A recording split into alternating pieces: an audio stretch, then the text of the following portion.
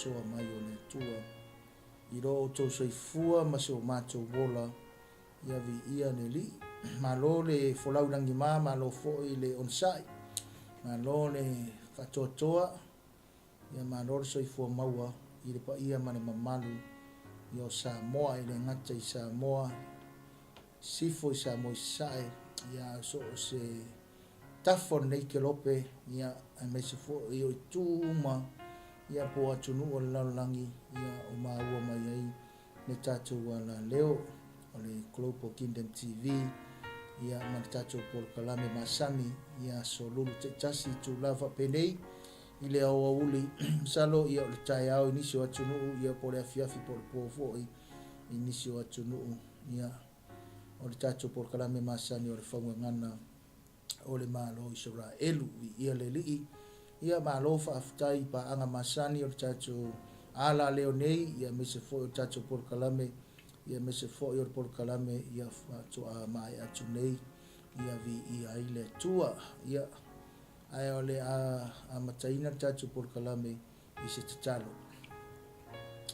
Le li ia le tua o mātou whaafitai atu oe i le nei lava i tu aso, te tele lau tau singa mai nava yaso o tua na yatu a me se foi, se ia pa ia mai le li ia le nei yaso, mai le tai au se ia o mai fo i le tua, ia i le nei tu la vi ia oe whaavavau, whaafitai lau puipuinga ma lau leo leonga, whaafitai le tua i lau alofa ma lau wha maoni, o lau wha malolonga, ia o lau wha saolotonga, o lau wha olotanga e wala ia Yesu, ia vi ia oe whaavavau, whaafitai lau upu, whaafitai por kalame, whaafitai soifua o auna le ia meso ala leo, whaafitai tele le tua, ia i le fola ina o le tara le lei o le whiau o le Malo, ia whapenao na whaasoo ina ai, ma whaatara le lei ina ai le lalonangi, ia ma whapenao le ia o na whaalau tele ai le whiau o le Malo, ke riso Yesu, ina ia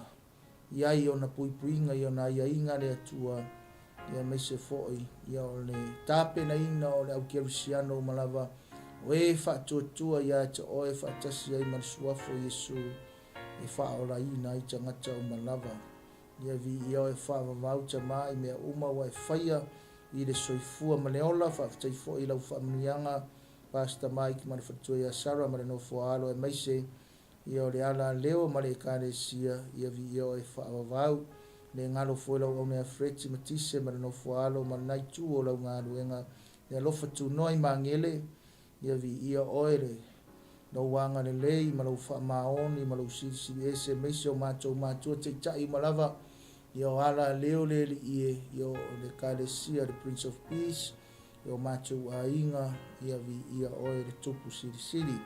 Talo amata e oe le nei whamalosi le ie ma le Faugagana o le Malo Isaraelu, ia i le nei tu la o ngā tutonu lou mana ma lou wanganga, whai ufo i e lou mana ma lou wanganga, whamalosia i o mātou tangata, ia whamangalo so mātou sese, e ia te oe le vi inga, whamanu ma le whanetanga, amene. Ia vi ia le tua i le nei tu la, haleluia. To yo alofa mfatalofa le por kalame ia te oe i le nei tu la o le aso ia vi ia i le lii ia o le tātou por kalame masani o le Faugagana o le Malo Isaraelu o le tātou por kalame nona si fasfu ma le fitu le nei tātou tusi whaitau o le sooina o le tātou tusi le o le buambua no fai ngā tupu e lusu ma le valu a le fai upo e sifuru iwa lua sifuru ma le lua tasi o i se fe au o fia fa manatu atu ma fafangu atu ma so i fa manusi e tātou e le Faugagana o le Malo le Isaraelu le nei aso tu sai ma le taimi ma le por kalame wa tofaina fa talofa atu i pa ia ma le Malo Samoa ia i tu e fio nei a lalolangi ia o tou e ma papa ao ia ma fio ai ia pa ia ma le Malo Samoa ia o Samoa ia na tunu o man tofi o pa ia le avea fo ia mau sa mawhaingata ia ele o ia isi tala a le tangata o le tua po le au auna ia ina nei sasi pe fa le tonu ia o na whaitawina ne o por kalame o le Faugagana a o le whaatalofa i le nei tūla o le aso ia malo lava vi ia le li whaafitai le tua ia whaamalosi nei vai tau me se foi ia ua malulu nei tua ke lope o mātou nofo ai ia ua pesi foi whaamai ia ai malo whaafitai tai ia te oe whaatalofa atu i ta mama tina mātutua whaamalo whaafitai a whai o maua le polokalame o le whaungangana o le malo Isaraelu o fualofa mwhaatalofa atu le polokalame ia te oe malo lava le soifua maua malalangi mama na i o tātou tua a mātutua ia ua mātutua fo le soifua ia vi ia le lii. Watu e lo man whaatalofa ia te ila tu e o anga le lei malo lofa ia matausi ano ia tātou mātua whamalofa whaafitai o lo wafu le lea ma lo wafu malingi ia le tausinga o le tamama le tina e whaamanuia ai le atua ia te oe whaatalofa i maunga titele se oi pa ia maunga iti whaatalofa i lau whai ngā ruenga pa ia le atua i tō whinga e lima po mea lofa e lima i to tonu o le valawina po le ngā ruenga le atua ta 5-4 Ministries ia mo le ngā ruenga le atua e ati na e le tino ke riso ia i apostolo ia o perfecta o whai evangalia ia o whai whiau ia ma whai a onga o tuspa ia whaatalofa i misionare whaatalofa i lau whasalalau whaatalofa i ala leo umalava ia whaatalofa foi sia mātou e kālesia le li o le while mu po le Prince of Peace AOG i Mangele ia vi ia le atua whaatalofa foi a inga o wō ma paanga ia mai pele vi ia le atua whaatalofa lava ia i le nei tūla ai peo nau whai atu tātou polokalame o le whaungangana o le malo Isaraelu ia i le nei i tūla ia o le a tātou o le tātou tusi whaitau o le mua na fo ngā tupe luas fulu ma le walu whai upo se fulu ma le iwa luas fulu ma le whai upo luas fulu ma le tasi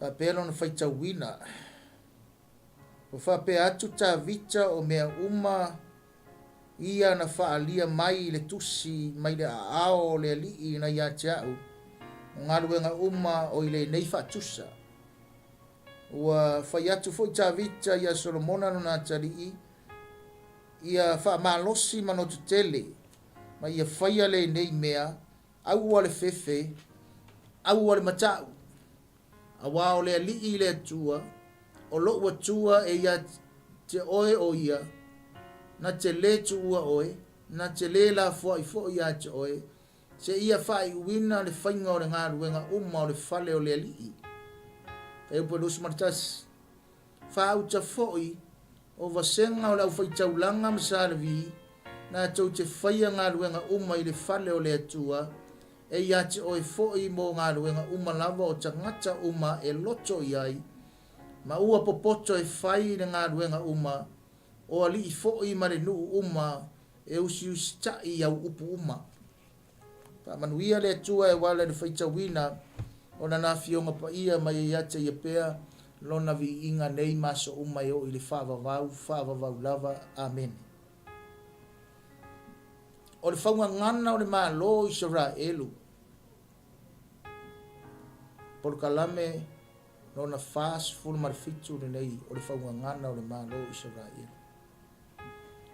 toi whaamanatu ia te oe mau mai tātou umalava i lunga o le tātou ala leo i le nei lava i tūla ia nisi foi o le a mai moa ia ma whaafonga foi pe a whai tango e share i le tātou polokalame i le nei awa uli ia nei New Zealand o le whaungangana o le Malo Isaraelu o le arawinga o le upu whaungangana wa e talalasi sa moa ese foi mau ese tangata o le whaungangana o le Malo Isaraelu e ango whai atu e te rau taimi o le tu la au o le polokalame ba le toe whawhango o le polokalame o le whaamalosi o le polokalame o le tu watu o le si leo o le polokalame e winga i le nuu leo Isaraelu msalo o le vai aso neng tea sa o au po le vaso ntua tfoi po le vaso neng tea ia lea sa tau sila mai ai mai moa mai ia o ngā ruru e atu le sunga Pastor Mike ia ma le missionary le fafine ia Herolin nga solonga o loo wa toe fo i atu. Vaso te atu nei i le aso varaide na toe taliu atu ai ia le fafine ia po le fafine o Samoa ma le fafine o le kalesia ia wa toe taliu atu ia i faiva matiute ia i le aipa ia i Jerusalem mai lunga le maunga o olive i le fale tatalo. E vi ia na le tua le ua maua mai le tala ia le ua tau nuu manuia le whainga malanga. E vi ia ile li o lo talo mai foi ia mo i tātou Samoa umalawa e mise foi ka le sia o una le tua ia e mise ia o lunga ala leo le ngatia tātou Global Kingdom TV nei ia mise foi o le ala leo i la ia i le Maola Christian Network ia e vi ia ile tua. O le minga lo tala le tau whai atu e mata i tātou Porkalame i le nei tula o le ale winga o le Malo Isaraelu. O le ame alai o na whai le nei Porkalame ma pisa ai niso ala leo ma niso e kalesia o au na le tua ai sea o le fesili ai sea tele yo tali le tali whaingo fia wa e tele o tali ya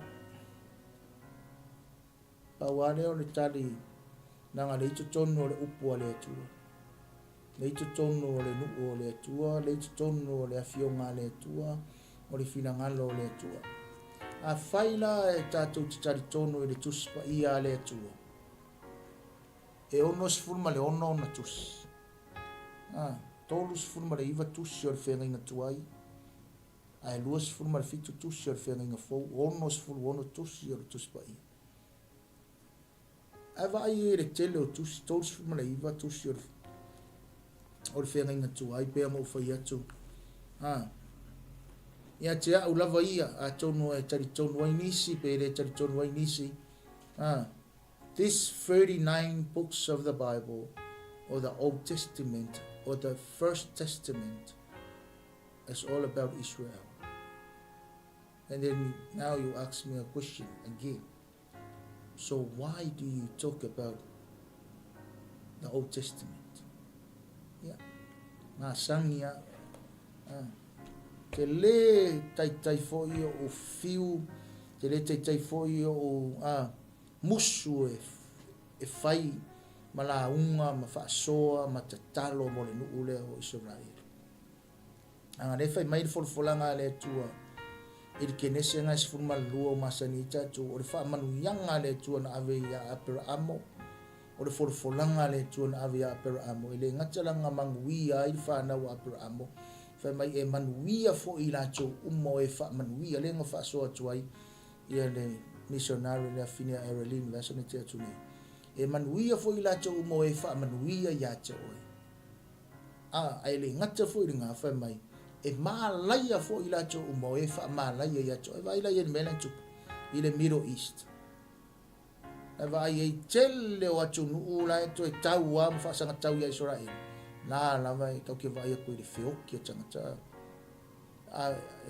kuai o mani tele o atu nuu ma tele foi Kerusiano koe kauri liu o la tau mawhawhau inga ua whae mai lunga le media le foi inga whafonga i le ngata tatu ala leo nei o le ala leo i le maola i le saunoanga le missionary tele i o news le au mai lunga i se ai sea o ngā le au mai e tangata sa moa marisina mai moa mai mani whafonga mai o le au mai e tangata e te ia Isaraelu inga ia mawhai o ngā mau atu nisi tangata na koke i oe whaatasi e te ia Isaraelu mangkore winga upu Isaraelu le masangi ang o whai atu ai inga was mga o e whina ngaro le tua sui mai le ingo Iakopo i le ingo Isaraelu le winga upu Isaraelu i le wha e Peru o le iai o le atua i to tono o Iakopo o le iai o le atua i to tono o fofuanga a le tangata o Iakopo whapenga fo i la ia tūra la au atu ar Porkalame whaungangana le Malo Isaraelu o le winga na ngā lau tala ne tau whai atu I nei a auli. Ia te oe mao mai tātou umalava. Hallelujah. Ia le tua. Rau. Ole nei aso I le tusi wa whaitawina. Ole Faugagana o le Malo Isaraelu. O te fiatara noa I le upu wha malosi a ta vita ia Solomona. Ole upu wa toe wha malosi a tuai ta vita I lona tali'i o Solomona. Wa toe whafangu ma wha manatu atu e ta vita ia Solomona. Fōninga mai ole mafutanga I le wā o le tamā le atali'i. Never my David's second charge to Solomon. It's talking about father-son relationship. Ole tana noa I le wā o le tamā le atali'i. O le wha manatu o le tamā I le atali'i. O le toi whafangu o le tamā I le atali'i. O le toi wha malosi o le tamā I le atali'i. Ai sila la mausa o kaimi ke sila ia I le tusi le au ka whaitau ina. Tango le whaitau mai talo I le li mai koe koma ngaku I le tua. Why is this father-son relationship? Why David encouraged his son Solomon again? I say, what is the reason? What is the purpose? Nāre mafuaanga. Nāre wha moe moe. Lea mele tupu. What is happening here? O le wha manatu a le tamā I le atali'i. E wha manatu I le tamā I le atali'i I le atua. Wa wha pe atu tā vita. O mea ia na wha alia mai I le tusi mai le aao le ali'i na ia te au. O ngā ruenga o I le nei whatusa. It says here, David also said to Solomon his son, all these in writing as a result of the Lord's hand on me. And he enabled me to understand all the details of the plan. Adak whai akoi. O le tamā lea malea tali'i, wha manatu, wha malosi, toi whafangu, le tamā I lea tali'i. Le ane mene I le vālea. David was talking about God. Nanga lea ngo whai atu. Nga whiga ngalo lea tua sui mailingo ia kopo ia Isaraelu. A sawe lela ia wha sawe ia le ngafo Isaraelu. Nang kore wingo le upu tā vita I le o David le wha e peru o le beloved of God. God's beloved.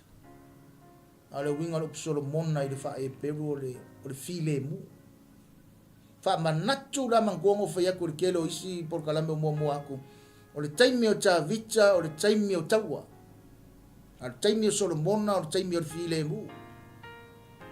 Nga kau ala ta vita ma tangata whasangatau I le nuu o le atua. E le I awa I selo winga o le ingoa ta vita. David is the beloved of God. O le pele a le atua. E au ala le atua I lana pele. E au ala le atua I lona tangata. E au ala le atua I lona tangata. E au ala le atua I lona nuu. Nga I le kofia sisi kofia le atua. A wha manatu la e tā vita I lona tali'i o Solomona wale ua makaku whaikauinga at 𝚘𝚘𝚙𝚢𝚑𝚝. Nenga ukoe whaikauinga kunga. Nāne mere wha manatu. David was talking about God's vision, God's plan, the details of the plan. He was talking about God. Pa mai nona ia tala tangata o tā vita I lona tali'i o Solomona. O mea ia wo whailo aku mai le 𝚘𝚘𝚙𝚢𝚘𝚝 o 𝚘𝚘𝚙𝚢𝚘𝚝. Ane whainga mai o mea maka mai ai le whapaolonga o kongo poko o le lau o ipu o mea lava o kero mga o e whaitau o ngai aro tatu taimi ai fe kaunga fe pesukasi on tau pulava le mo mo no fe nga tupu luas fuma na valu fe pesukasi o suma na valu ngai au mai a koa ya ko fa manatu mai e ta vita ilona tali o Solomona le me a koa nga au mai le tu an ma ngai yo mene ngala nga mafai sa mo ma le fa fonga ma sida mai mo mai ole Faugagana o le Malo Isaraelu ngala nga mafai e ta vita o nga fa malosi ma ko e fafangu ma to e fa manatu ya Solomona lona tali I me umalava langa o le tamae ma futa I le tua o le tamae fa mai nga au mai e le tua me umalava ngai ko kongo fa pisuma leiva nga fa ai loa mai e le tua me umalava I le aso ma le taimi nga fa e mai ai le a o le tua fa mena tala tu spa ia nga kango mai au le tua I le ulo ta vita nga kango mai au le a o le tua I le ulo ta vita fa makala mai e le tua me umalava the mesa ngau ma mesa mo ai le tupu Isaraelu nga ke faia le fale o le tua ale me mo mua ko fa mangaku le porkalami me mo mua ki ngar ngau o si ko ingo ka vika I de mene ai ngau si ka I ka vika e le ia vea na nau o ta vita nga ke faia le fale o le tua ma me nga le usika I le tua ma ngai ia na o le o ngar Faugagana o le Malo Isaraelu I pai le tupu matau tia le tupu manu malo I kaua uma le tupu I le tua le tupu le pele le tua o le tupu e whapenganga makau kia o ngakala ai vai e le tangata e usika I le tua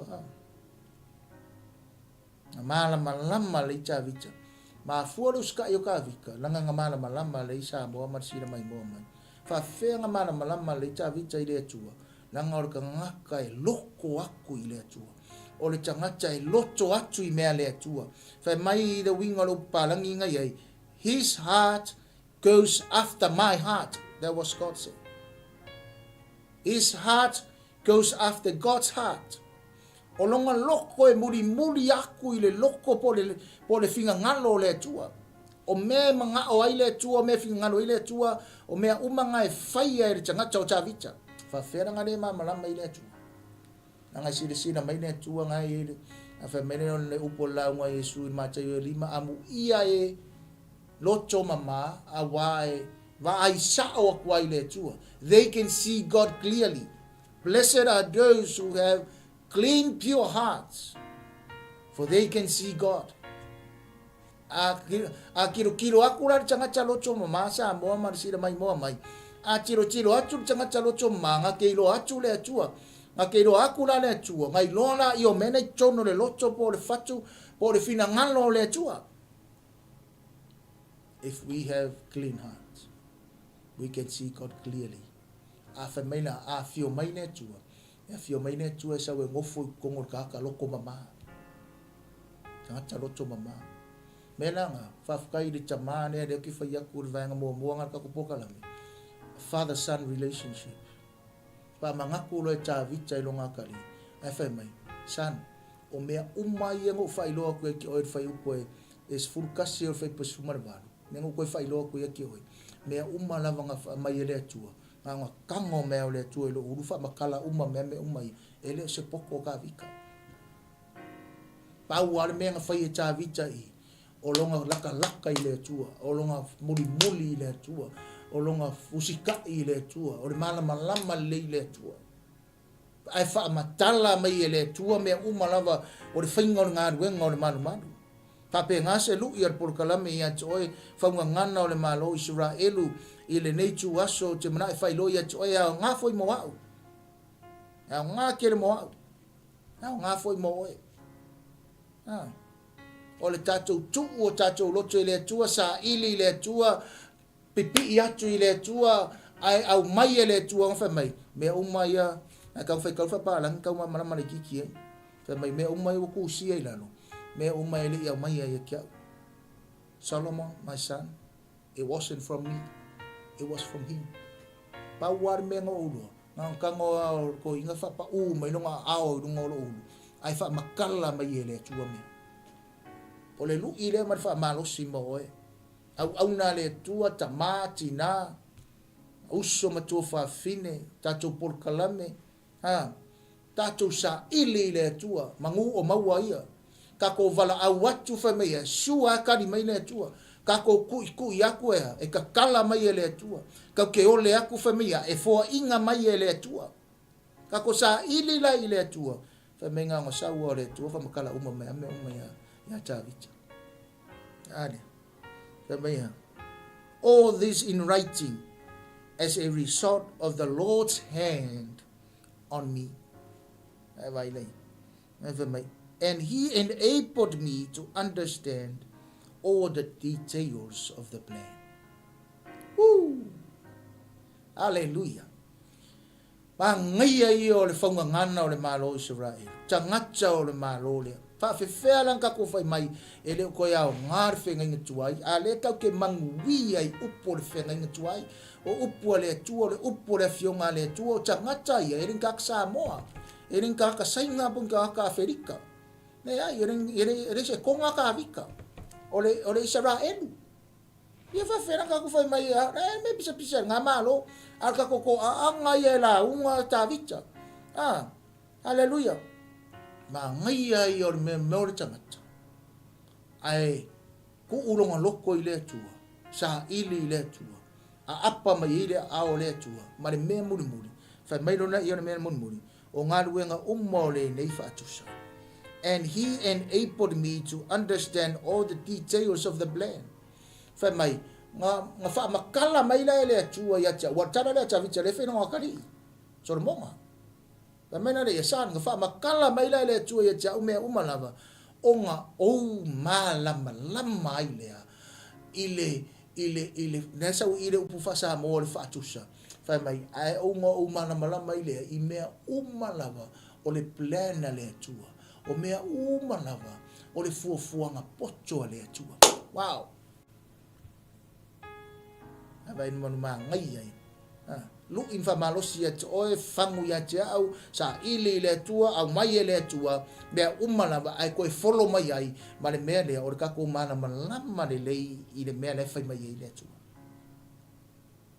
malama le lei I le mea le fai lo mai le tua malama le lei I le anga inga o le finga ngalo le tua.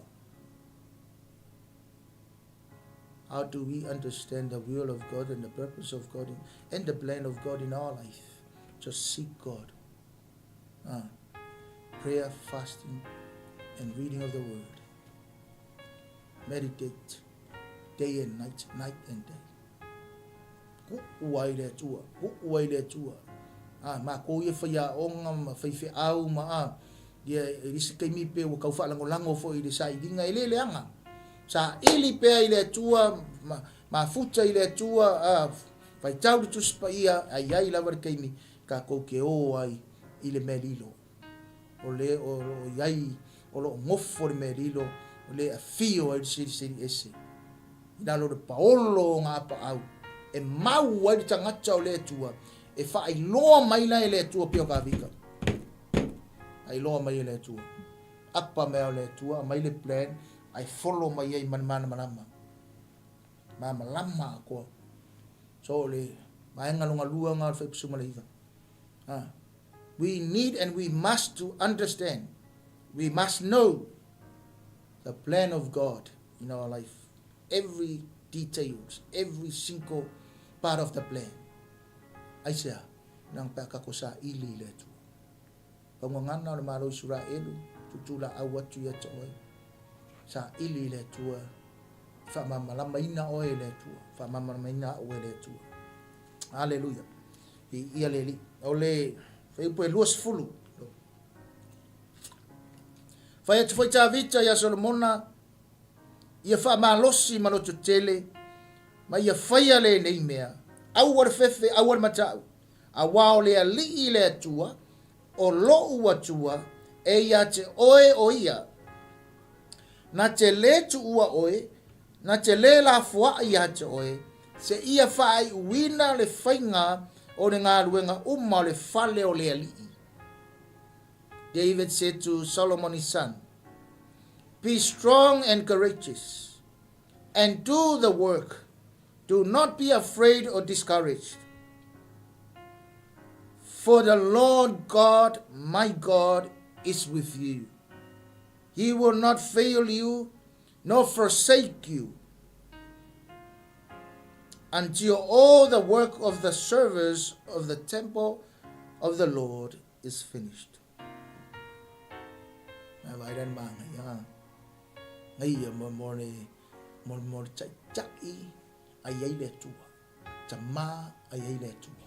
Ma ngai ai or menea or faifi au pio oe ai ai le tua na vai do fa ma losi ma isa la ngor tanto nunga le ya cha vita fa ngana le mano Israel ne um kwa confident cha vita e pasi yaku ilonga kali io sormona ne finga ngano le tua san awangi eru isse me finga ngano le tua.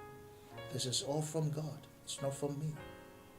When the hand of God came upon me, He showed me everything. And He enabled me to understand all the details of His plan.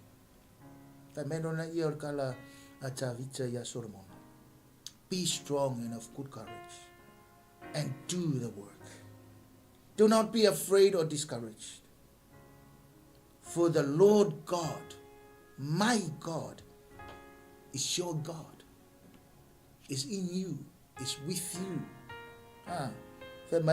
He will not fail you nor forsake you until all the work of the service of the temple of the Lord is finished.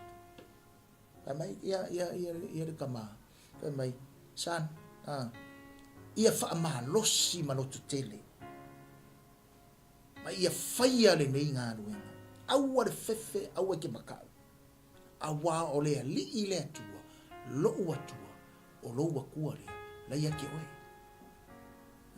ke faia nga ruenga mai na te le tu ua oe na te le la fwa I fo ia te oe sia ia e fai wina le fainga o le malu o le tua na pe ke fai winga nga ruenga uma o le fale o le li ka malo sir Faugagana o le malo Isaraelu mo oe ma o mai tatou uma lava ole toi fafangu le ma fa malosi ale tangata o tavita I lona atari e sau I fai pelus fulu mo mono fai ngatu pelus mo va fai pelus fulu Faugagana o le malo Isaraelu mo oe ma o mai tatou uma lava ia ile nei fiafi ma ia e fa malosi ma no tutele ma ia e faia le ngano au ke fefe au ke makau awa o le li le tua vai le fa mangako kwa e tavita awa o le li le tua. For the Lord God o lo watua is my God is with you. Na ke na ya oe sa mo mar fa fonga mar sida mai mo mai awa kako ke fefefe kako fa malolosi tato lo tetele dale me wo vala wina oe vala wina ya oe le tua ye kako fa malolosi kako lo kikele. Be strong and courageous and do the work. Do not be afraid or discouraged. Awa kako ke fefefe awa kako ke ako vale awa ke fiu ngofie awa ke fa vai ia fa malosi ma ia loto tele fai le ngaruenga fai le valawina fai le tofinga le atua fa mai aua le fefe aua le matau awa o le ali le atua. Son, it's not me, it's not mine, it's not ours, it's not you, but it's Him, it's God, the Lord God, my God. Vai ma ngai ia le mea le aso ngai ni san au ke fefe au ke pole au ke fa vai au ke musu ngo fie aya fa ma losi ma ko kele au ke fa ma losi o seisi lava au ke fa ma losi o seisi ma fuanga ai fa ma losi o le li ile tua my God. Failure. When you ask me, son, when you ask me, where is your God? Solomon, my son, my God, it's in you, it's with you. My God is your God. Or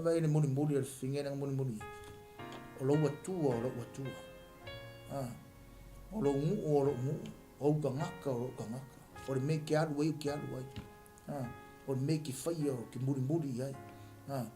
or make you okay. Bye. Famay chavita, Chali, Solomon. If I'm Malo Simorokene, fighting on wing, fight the Valawinga, Valawinga Umanga, familiar to a what way. If I'm Malo Sirasa, I will give Fefe, I will give Maca. I said, Famine never angry. A wa ole a liile to a lower to a Mayaki. I may not lay a receiving out of me, or the mouth, for me. Not to lay to ua oi. Not to lay la for I for ya. He will never and he will not fail you nor forsake you. Samoa, si o tunu pele. Kalesia a inga o auna le tua o te vai no fi. Fai pere ngaruenga. Fai pere vala uina. Leane me o vala au ile tua, leane o tofia yo ile tua, leane me o ofo ile tua, au te fefe au te mata au te vai no fi. Ai fai pere ngaruenga. Onga au ke fai au fai au ke fai au ngor tamama tina, au ke fai au ngor kalesia, au ke fai au ngor tangata. Ai fai mai o ngole li ile tua. Lo wa tua. Maya oi. Ada winga o kana ne. Ada winga o mene. Lo wa li lo le tua lo wa tua ngaya ke oi. Ke le yo fam kana ngole lenga o fai po lusifu. Ke le. Sano le li le tua le o mai. Le li le tua e onga de vala. Le li le tua e onga fa manguyanga. San de fa manguyanga. Wa ai le fa manguyanga ngi ele moa. Wa ai le finga ngalo le tua ngi ele faia. Wa ai le ngaru wenga le tua ngi le fa awa ua le manguia. Tanga mfinga kofi le tua sesi. Ana wa kofi le tua ne atali ile o Solomona. Nanga banging ngol fa mai le tua ya tavita. Ne fa mai sani e fa malo si nanga o le tua nanga fa mai kia. O lo wa tua. O le kua foi nga ngai ake oi. Kala foi lea le tua nga wha malosi e tangata o Yosua. Inga o mamai aku Mose. Ka melo le ia inga kuia i lunga. O mawai atu le oti o Mose. O la ua uaunga. Joshua, get up. Now is your time.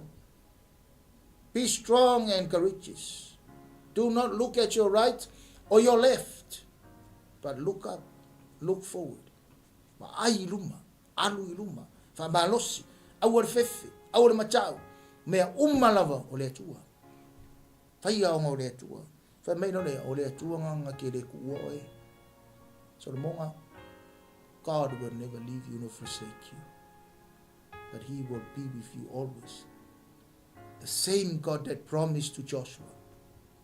Nga ke le kuua, ke le kula foi. O ke ya ke oe mea umalava. Fa fonga nai fai ungore, fai poe. E lua se furu.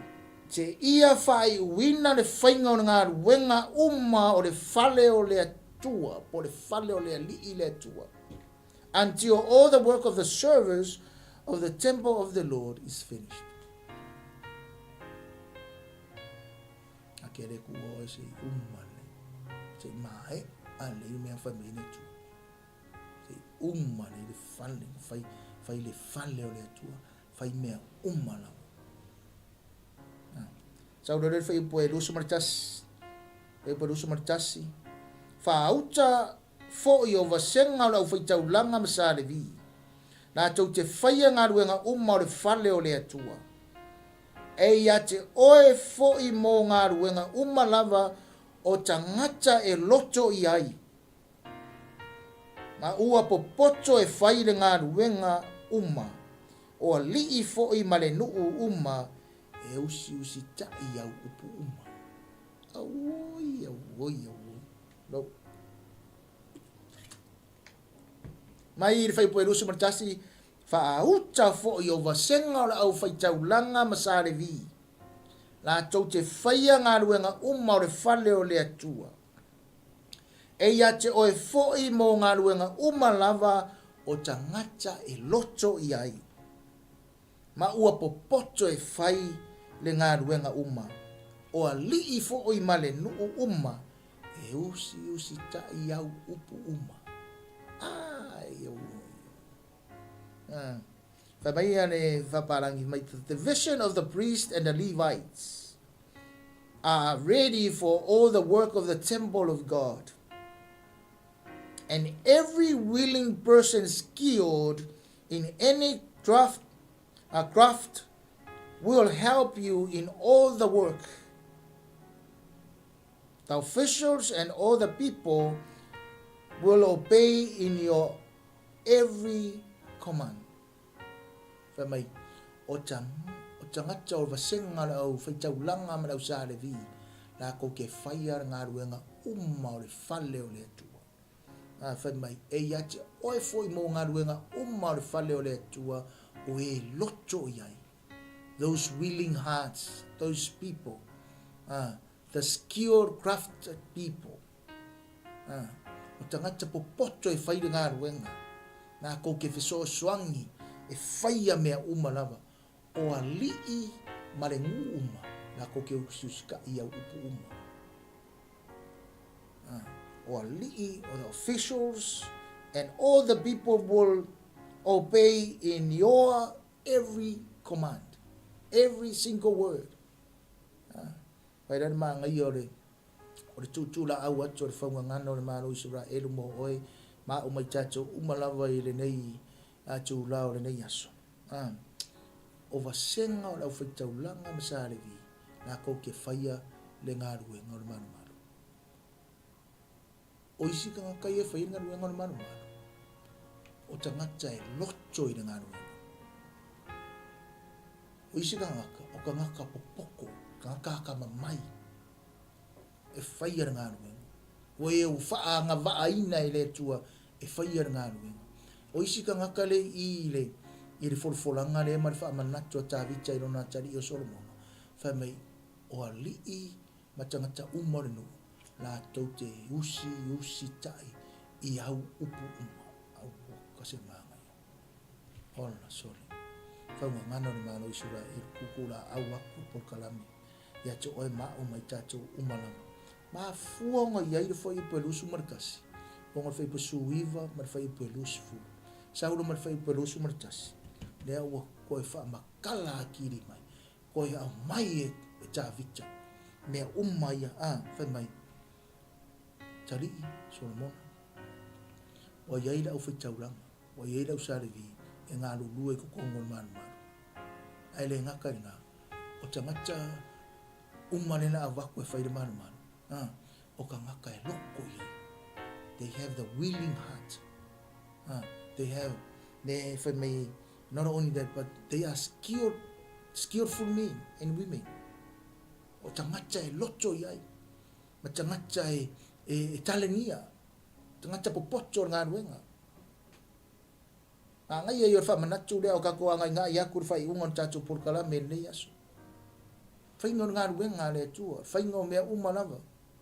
Me mo mua lava. O mang fa vasenga i le tua sarevi.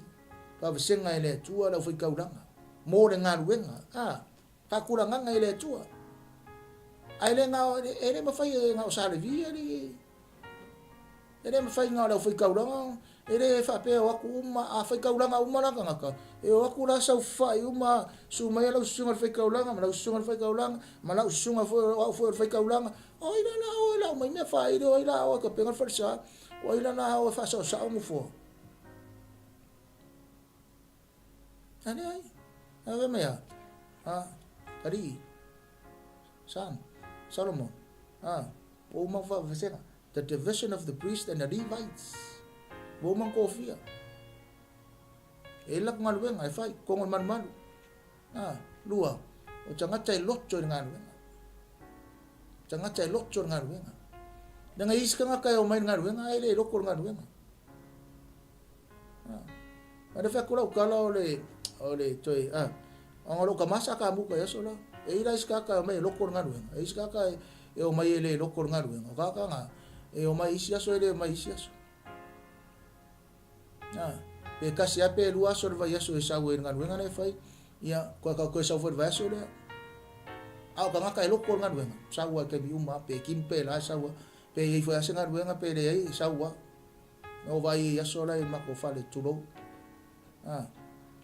sawa kaka loko ngaruenga e ala ko kiro ngaruenga le tuar kai mini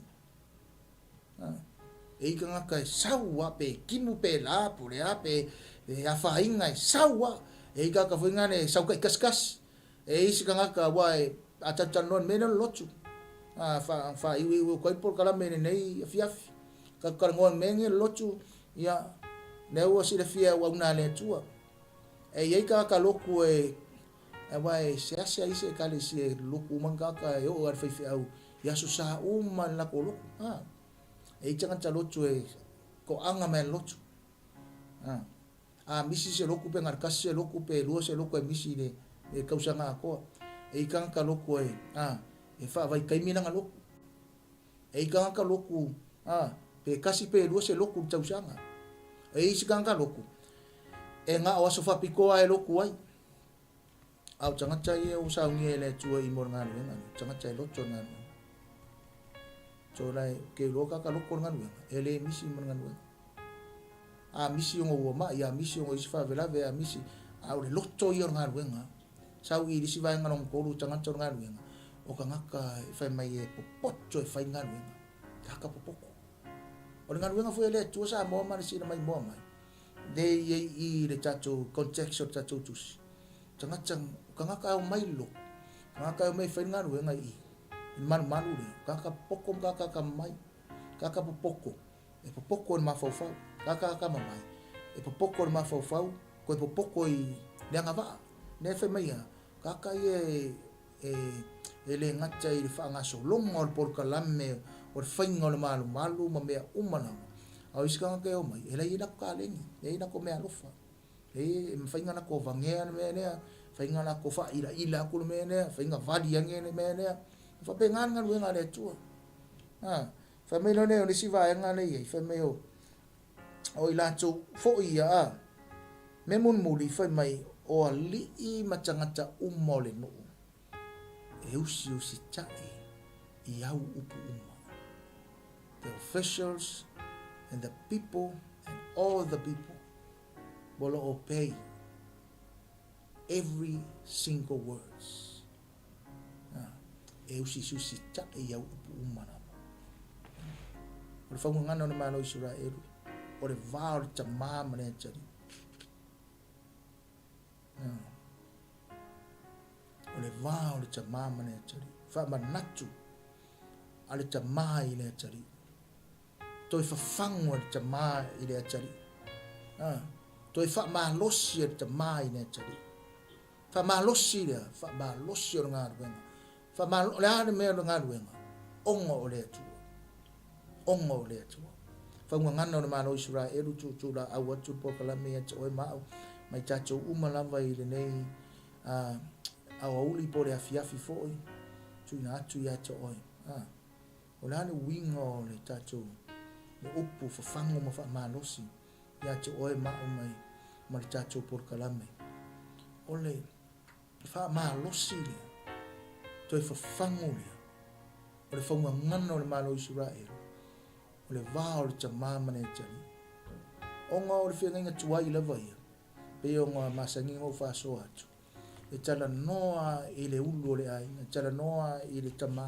tala noa a nā e whisili a wheo I tina le I tutonu ma le tina o kako mai vai kai mini to e whangu atu por kalame I atu oe ma tua tama tina o foi e kia to e wha malosi to e whawhangu to e wha manatu I le whanau wha manatu le tua le tua le langi ma le nanuna o le tua le amatanga ma le ngata o le mua ma le murimuri o le alefa ma le omega o le tua ma whaia me o malanga o le tua o Isaraelu o le tua o Samoa o le tua o nu uma o le atua o tangata o la lava. Toi whaamanatu le whina ngalo o le atua.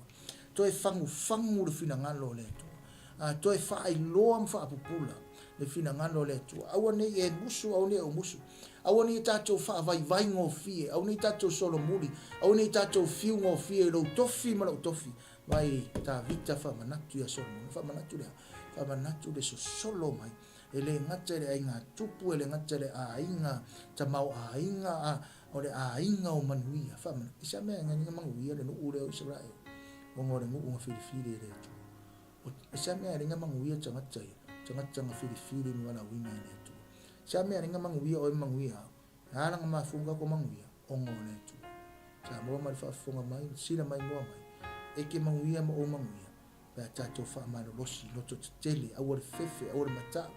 I le tu una i tātou e le atua. E le tu la fo i tātou e le atua. Whai mai e iate o e le atua i aso matengi nama. Wha manuia te le atu le atua i lau whafonga mai a mesa tātou 𝚗𝗏𝗏𝗏 vi ia le li. Whaaftaita maa vi ia o e whaavavau. Whaaftaita le lau upu e whaamanatu mai a te i mātou. E au na mātou whangu, whaamalosi, whaamanatu. Ia ma whaapenao na mātou toi whaai loa atu. Ia mātou whanau. Le vāo au ta māmane a talii. Le vāo mātua mā talii mā whawhine. Le ngati tono a inga. Tono foi o lau ngā ruenga. Tono le kālesia. A meise so se mea. Wha manatu a le atua. Aua ne i ngalo i a te i mātou o e le atua. Wha peona nau o ta vita. Ia wha manatu atu ia Solomona. Le tua e ona manuia, le tua e ona le 𝚗𝗏𝗏𝗏, le tua e ona le fuafuanga, le tua e ona le valawina. Apena te talo le ie. Ia whaamanatu mai pe ia te i mātou, ia mātou whaailoa pe ma whaamanatu, ia mātou whaanau, le tua o manuia. E manuia ai o mātou, tangata umalawa, whaamanuia lo nu o Samoa, whaamanuia lo nu o Isaraelu, whaamanuia tama whanau o Samoa, ngā lulue, tono lo nu, whaamanuia, ai pa ia Yerusalema, mare au pā o ele, o ngā sami me whanga, me atuto, au taitainga o tangata, whaamanuia, ia taitai o lo nu, whaamanuia le li ie, tangata nu, tangata au mau, tangata siasi, tangata tatalo, mai foai, mai whaamanuia lo nu. Whaamanuia Samoa le li ia marenei tunu malawa. Olo i aiso se Samoa. Ia iei lau whao la tanga le atua i nuu malawa. Whaamanuia au na mawharetua. Whaamanuia la leo, whaamanuia le li ie. I mātou mane walawina. Taime o tutoe le atua le nei aso marenei vai aso. Nā fua i atu. Oe whaamangalo se upu wa se. Whaamanuia i la leo nei ma la leo uma. Whaamanuia mai. I mātou ono o Yesu. O le mala au atuai. Amen. Amen. Whaaftaitele lava i lau auai mai. Mese foi i o lau taimi. I au mwhai ei o tātou i whatasi i runga 𝚗𝗏𝗏𝗏 nei aso. Ia tamo share tātou 𝚗𝗏𝗏𝗏 ia manuia aistasi.